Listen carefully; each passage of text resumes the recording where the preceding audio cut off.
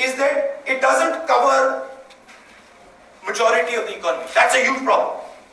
So that needs to be rethought. Number two problem, it is too complex. It has 5 different layers and is confusing everybody. So it has to be simplified. And number 3 problem is that the level of complexity at the payment level is too high.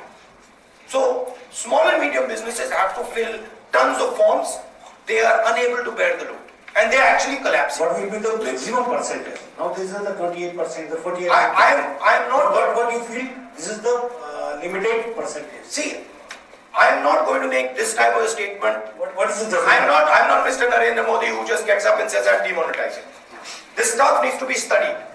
But what I am told by economic experts, including Mr. Manmohan Singh, Mr. Chidambaram and others, is that you can give one tax to this country and you can give it at a reasonable level. And that's what we would aim for. What it will be exactly, I can't tell you. But what do you think about the simplicity? It will be simplified. You will go from 5 different layers to 1 layer, to one tax, or maybe 2. Yeah, one lady. Hello.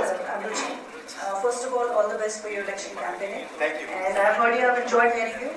And my only question is that as a resident of Madhya Pradesh, how does my life changes if you form the government? Like in simplest way, As a woman? as a woman. This you'll have to ask Mr. Kamal Nath and Mr. Scindia. I can tell you at a sort of national level what some of the ideas of the Congress Party are. So generally, the Congress Party brings people together, and generally the idea of the Congress Party is, whether it is the Supreme Court, whether it is the Election Commission, whether it is the press, we view these as national assets. We do not view them as Congress Party assets. So we have no interest in trying to impose our view on, for example, the media, or on the Supreme Court, or on the Election Commission, or on the CBI. We are much more flexible. We believe that India's institutions need to be strong. They believe that India's institutions should belong to them. That's one central difference. Yeah, but you would be very aggressive in women crime handling. Yeah, okay. You're asking a specifically women-oriented question. I think all this talk about India being a superpower will never ever come true if Indian women do not have the same position in society as Indian men. That's a starting point.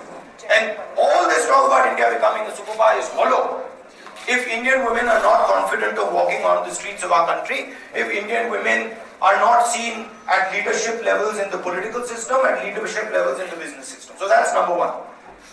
How do you go about doing it? There are 2 aspects to it.